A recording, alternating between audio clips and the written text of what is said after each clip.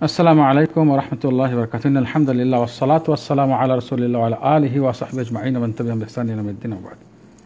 সম্মানিত ভিউয়ার্স, দর্শক ও শ্রোতাবৃন্দ, আমল কবুল হওয়ার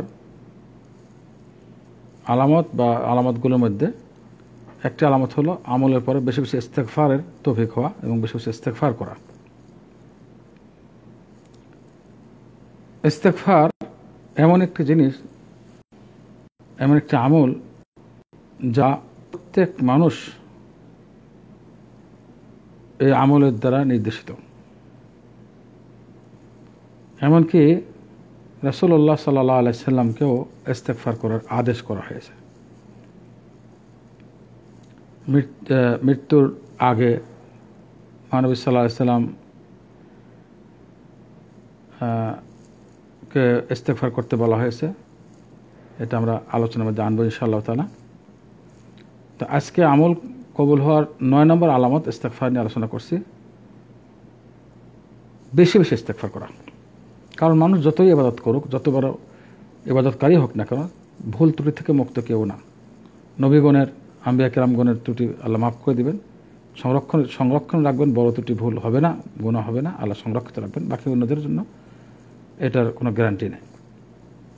আল্লাহ তাআলা হাজীদের হজ করার পরেও বলেছেন যে তোমরা মানুষ যেখানে অবস্থানে সেখানে, অর্থাৎ বিশেষ করে কুরাইশদের উদ্দেশ্যে বলেছেন যে মিনায় আরাফা থেকে মুজদালিফা অবস্থান নেওয়ার জন্য। এরপরে বলেছেন হজ প্রায় শেষের দিকে, তারপর বলেছেন আস্তাগফিরুল্লাহ, এরপর ইস্তেগফার করো, আল্লাহ তাআলা ক্ষমাশীল এবং দয়ালু।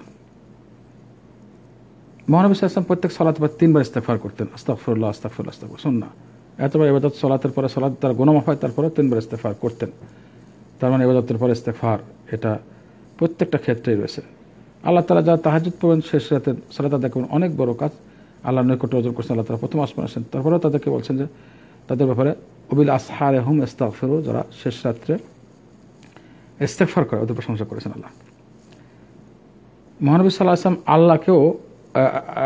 আল্লাহ তাআলা রাসূলুল্লাহ সাল্লাল্লাহু আলাইহি ওয়াসাল্লামকেও এই উপদেশ দিয়েছেন, ফা'লাম আন্নাহু লা ইলাহা ইল্লাল্লাহ, আপনি জেনে রাখুন যে আল্লাহ ছাড়া কোনো সত্য উপাস্য নেই, ওয়াস্তাগফির লিযামবিক, এবং আপনার ভুল ত্রুটির জন্য ক্ষমা চান আল্লাহর কাছে, ওয়ালিল মুমিনিন ওয়াল মুমিনাত, এবং সকল মুমিন নর নারীর জন্য আপনি ক্ষমা চান। সূরা মুহাম্মদ 19 নম্বর আয়াত।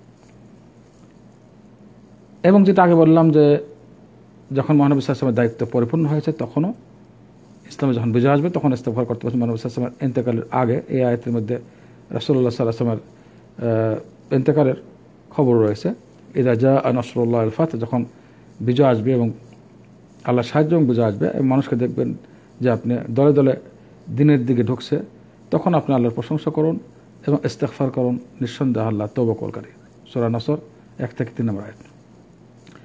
রাসূলুল্লাহ সাল্লাল্লাহু আলাইহি ওয়াসাল্লাম তার রুকু এবং সিজদাতে পড়তেন এই দোয়া, সহিহ বুখারী হাদিস, সুবহানাকাল্লাহুম্মা রাব্বানা ওয়া বিহামদিক আল্লাহুম্মা ইগফিরলি, এই দোয়া পড়তেন। তাছাড়া রাসূলুল্লাহ সাল্লাল্লাহু আলাইহি ওয়াসাল্লাম প্রত্যেক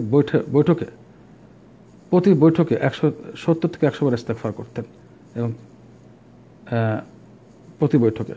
হাদিসগুলো সহিহ। আল্লাহ তাআলা আমাদের সবাইকে বেশি বেশি ইস্তেগফার করার তৌফিক দান করুন। আসসালামু আলাইকুম ওয়া রাহমাতুল্লাহি ওয়া বারাকাতুহু।